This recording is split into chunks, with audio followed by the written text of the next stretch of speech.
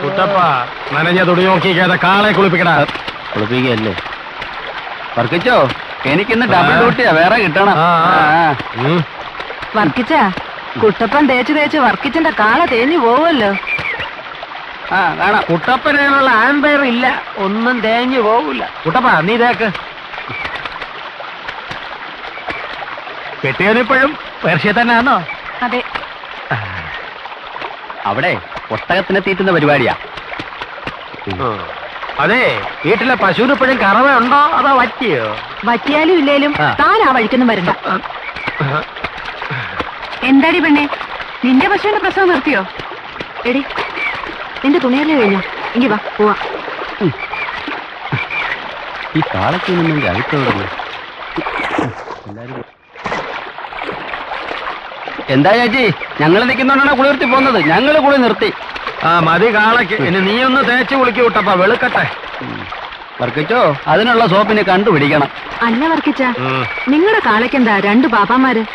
ഇതൊരു പ്രത്യേക ഒന്നാം പാപ്പ ഞാൻ, രണ്ടാം പാപ്പ അവൻ.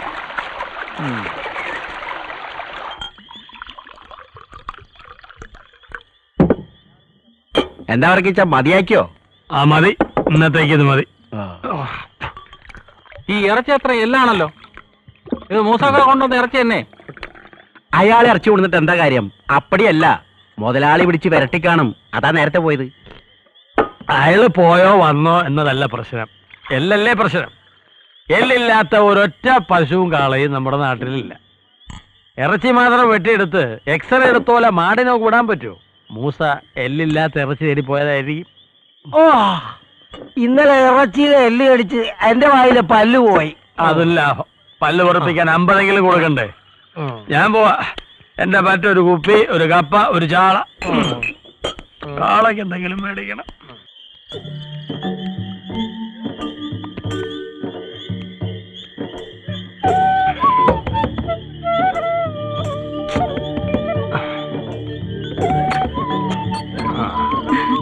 വർക്കിച്ചൻ എന്താ വൈകുന്നേന്ന് ഞാൻ ഇപ്പൊ വിചാരിച്ചതേ ഉള്ളൂ. ലേശം തിരക്കിലായിരുന്നു.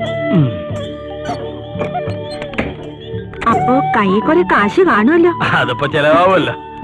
അതിന്റെ കെട്ടിയവനെന്തേ? വർക്കിച്ചോ, ഞാനിവിടെ ഉണ്ടേ. അടുക്കള ലേശം പണിയുണ്ടായിരുന്നു. ഇന്ന് കരിമീനാ. അതിരിക്കട്ടെ, ചവിട്ടിക്കലൊക്കെ ഉണ്ടായിരുന്നു. ഇടവ് മാസമല്ലേ, ഇത്തിരി കുറവാ. എന്നാലും 5-6 കോളം ഉണ്ടായിരുന്നോ? ഇന്നേതാ, മൂപ്പ അതോ ഇളയതോ? നല്ല ഇളം പരുവം, അന്തിക്കള്ള. വർക്കിച്ചിന് വേണ്ടി പ്രത്യേകം പ്രാർത്ഥിച്ചിട്ട് നീ ചെന്ന് വർക്കിച്ചിന് വേണ്ടി കരിച്ചു വെച്ച അല്ല പൊരിച്ചു വെച്ച കരിമീനും എടുത്തിട്ടോ. ചെല്ല് ചെല്ല്. ഞാൻ ചെത്ത് നിർത്തുക. ഉള്ളതുകൊണ്ട് ഇവിടെ കാണാൻ കഴിഞ്ഞു കൂടിയാലോ എന്ന് ആലോചിക്കുക. വെറുതെ കയറ്റം ഇറക്കം തന്നെ മിച്ചം. അധ്വാനിക്കാതെ ജീവിക്കാനും ഒരു യോഗം വേണമല്ലോ. നീ എവിടെ എന്തെടുക്ക? കപ്പ കരപ്പെട്ടിട്ട് പൊരിച്ചു മീനിങ് എടുത്തേ. എന്നെ ഭയങ്കര പേടി.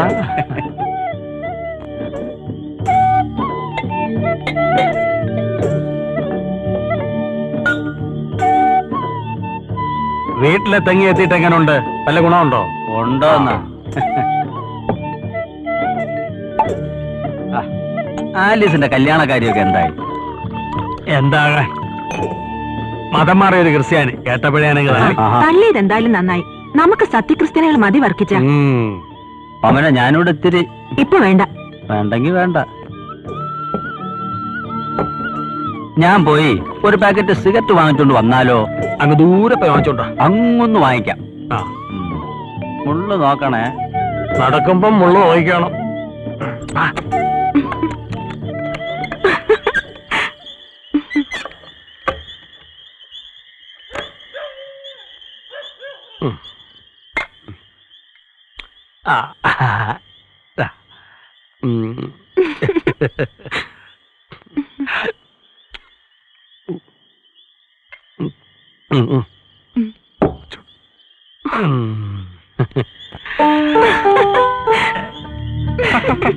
വഴിയില് നീയും കൂടി എന്താ വർക്കിച്ച ഇത്? കുടിക്കണേ.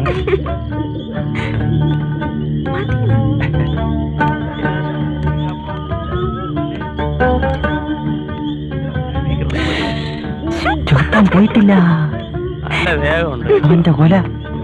വർക്കിച്ച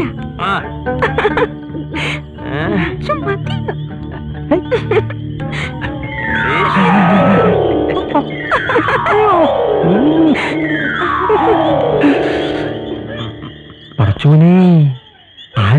തുറക്കാത്ത സ്വർഗത്തിന്റെ വാതിൽ.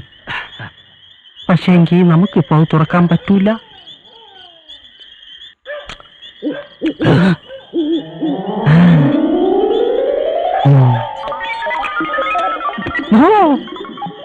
നമുക്ക് നരകത്തിന്റെ വാതിൽ തുറക്കാം.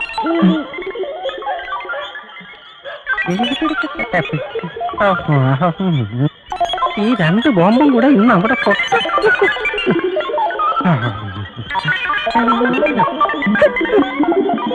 വർക്കി, നിന്റെ ഒറ്റയ്ക്കുള്ള ചാപ്പാട് ഞാനൊന്ന് നിർത്തും.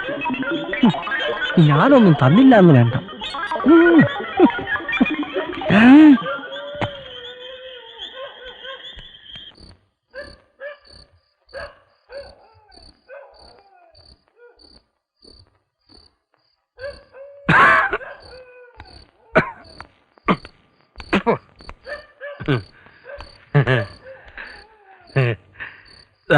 നീ പറഞ്ഞ പഞ്ചസാര എന്തേലും പിള്ളേർക്ക് ബീഫ് ഫ്രൈ ഉണ്ട്. ഞാനിത് മണിക്കൂട്ടൻ കൊടുത്തിട്ട് വരട്ടെ. മണിക്കൂട്ടാ, മണിക്കൂട്ടാ.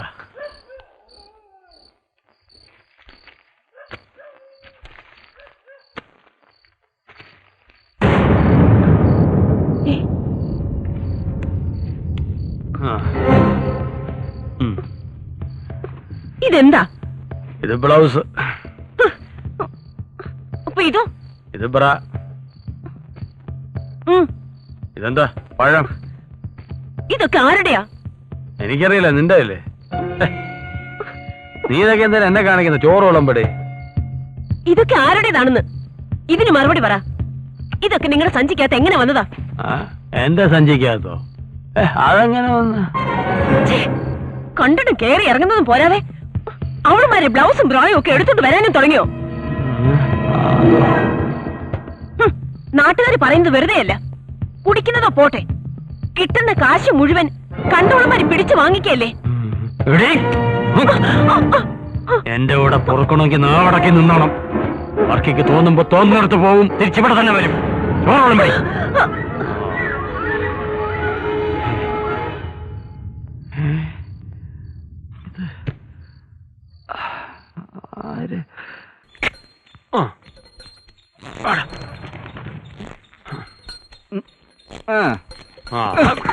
കാലത്തെ കോളത്തെ ലക്ഷണം ഉണ്ടല്ലോ. ഒരു ചവിട്ടിക്കലുണ്ടായിരുന്നു. കാളെ കൊള്ളാലോ അല്ലേ? അത് പശുവിനോട് ചോദിക്കാം. 2 ചെറുപ്പക്കാര് നമ്മളെ നാട്ടിൽ മീമിക്കാൻ വന്ന കാര്യം വർക്കിച്ച് അറിഞ്ഞോ? പറയണ കേട്ടു. ഡിഗ്രിക്കാരാണത്രേ. ഡിഗ്രിക്കാരുടെ ഒരു ഗതികേട്. ഒരു ഗതികേടുമില്ല. അതിലൊരുത്തം പഠിച്ച കള്ളനാ. തീക്കൊള്ളി കൊണ്ടാ അതിലൊരുത്തം തലവറിയുന്നത്. മനസ്സിലായില്ല. നമ്മുടെ സോഫിയ കുട്ടി ഇല്ലയോ? മോള് അവനുമായിട്ടാ അവളിപ്പോ കറക്കം. താൻ ഓരോന്ന് വെച്ചോണ്ടാക്കരുത് കേട്ടോ. വെച്ചുണ്ടാക്കിട്ട് എനിക്ക് എന്ത് കാര്യം? ഒരു സൂചന തന്നെന്ന് മാത്രം. വർക്കിച്ചന്റെ മോൾ എന്റെ മോളെ പോലെ തന്നെയാ. പിന്നെ എന്തെങ്കിലും സംഭവിച്ചിട്ട് പറഞ്ഞിട്ട് കാര്യമില്ല.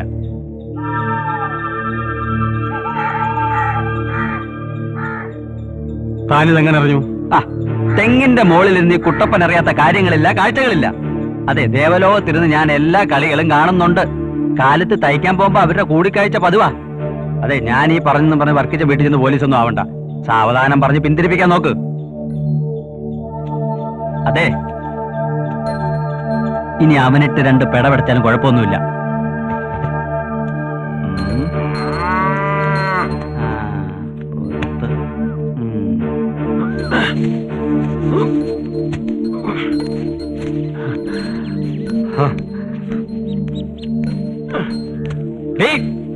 നീ പുല്ലരിഞ്ഞ് വിട്ടിരുന്നോ?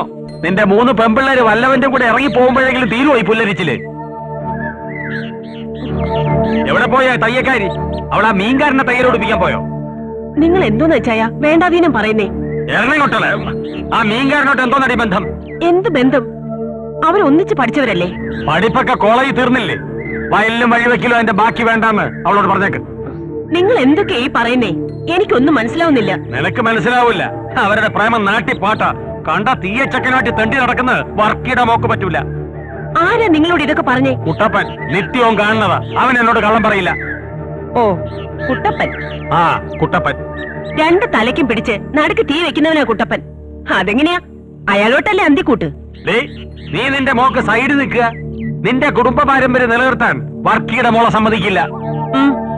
കൂടെ പഠിച്ച കുട്ടികളെ തമ്മി കാണുമ്പോ അവരെ വല്ലതും മിണ്ടിന്ന് പറഞ്ഞു നോക്കിയിരിക്കും. അത് വലിയ തെറ്റാ. നിങ്ങൾ ആദ്യം നേരെയാകും. എടി തന്തയ്ക്ക് വെക്കാത്തോളൂ നിങ്ങളെ ഞാൻ തല്ലിക്കോ, തല്ലിക്കൊന്നു. പക്ഷെ ഒരു കാര്യം ഓർത്താ നന്ന്, വിത്തുകാലക്കാരന്റെ മക്കൾക്ക് ആ സ്വഭാവം വന്നാ അതെന്ത് കുറ്റം? എന്നെ തല്ലിയ എന്റെ കൈ നാറും. ഇതിലും ഭേദം മീൻകാരന്റെ നാറ്റം. അരിഞ്ഞിട്ട് മാടി.